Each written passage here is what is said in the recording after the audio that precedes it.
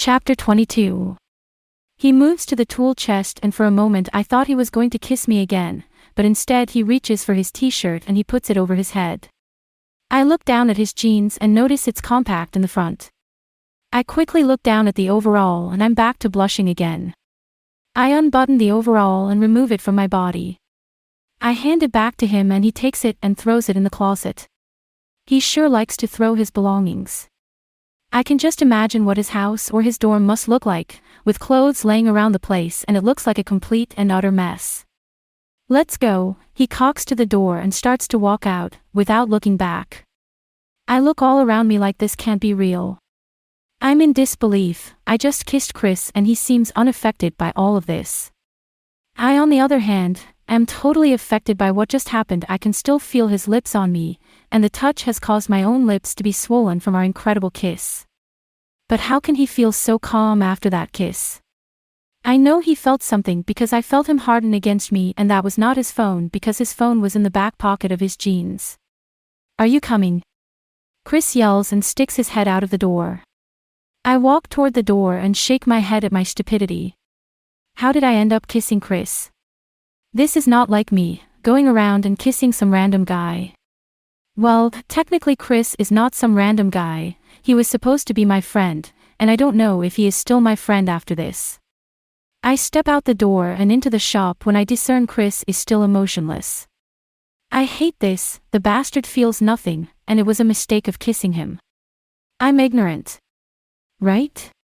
My attention goes to where Dylan is standing by the front desk and working on the computer.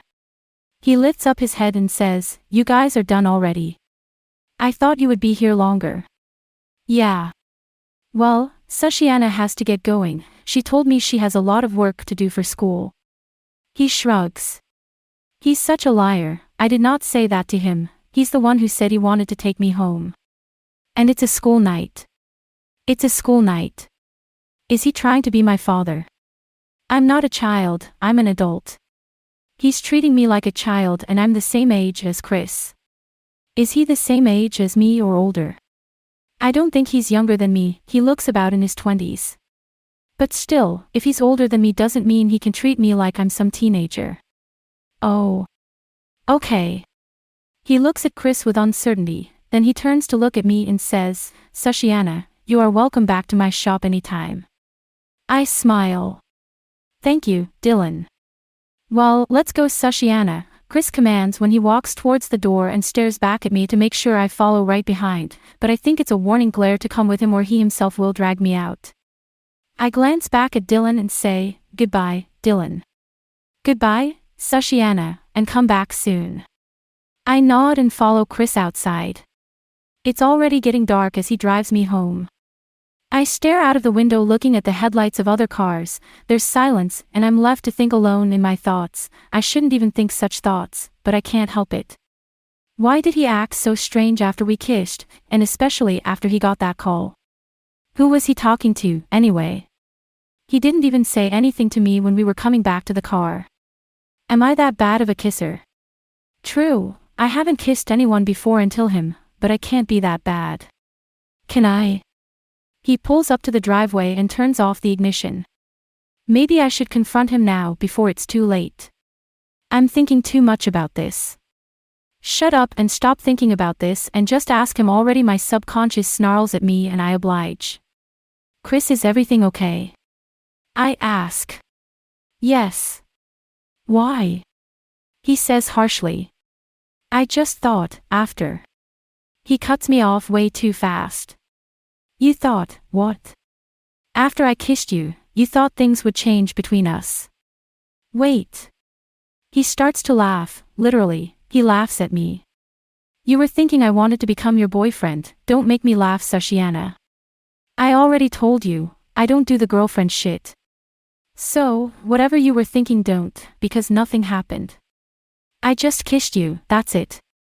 After his long speech making fun of me, again today. I'm enraged, not only do I feel angry but also, hurt. I feel the water run down my cheeks and I'm glad it's dark enough, so he can't see me crying. Something in me snaps and I become more enraged than hurt. I wipe away my tears and say without hesitation, "You know what? Fuck you, Chris. I shout and he flinches at my choice of words. Good. Forget you and forget you know me. In fact, forget about studying together because I don't give a damn if you fail the class and I don't care if you can't pass the final, I could care less. You asshole. I quickly grab my bag and move out of the car as fast as I can. I'm not kidding, stay the fuck away from me. I yell and slam the door. Don't slam my door, Sushiana. He yells through the window. I rush to head inside and close the door behind me, and I let the tears run down my cheeks. I've become like those girls from the books I have read, crying over men. Here I thought those girls were insane for wasting their time crying over them, and here I am crying over Chris.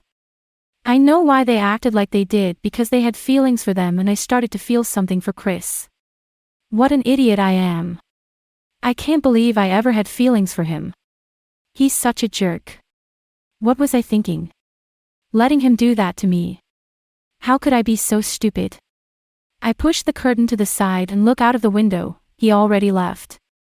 I thought he would come running up to me and apologized, instead of him storming off. Who am I kidding? This is not like the books or even the movies, this is real life and people don't do such things as say, sorry, for the mistakes they made. Chris showed his true colors tonight, a completely insensitive jerk. And I'm so foolish to think he was a nice guy. I guess that's what Loren meant when she said, he's an asshole. She was right, he is an asshole. I pick up Sadie off the floor and I whimper as I hold her in my arms. I go sit on my couch and cradle her. She puts her head on my chest, for reassurance, and that makes me feel less of the pain I have inside of me. She falls asleep in my arms making soft snoring noises. After crying for so long, my tears eventually dry, and my eyes start to burn a little. I finally decide to go lay Sadie down gently on her bed, and head to my bedroom to change into my pajamas. I grab a hair tie and put up my hair. I still can feel the touch of Chris removing the bobby pins out of my hair. I wonder if the bobby pins are still at the auto shop. Just stop thinking of him before you start to cry again, my subconscious reminds me, and for once she's right. Once I'm in my pajamas, I make my way to lie down, move the bed sheets and climb into bed. I cover myself with the sheets and close my eyes. I don't know how I'm able to fall asleep, but I do.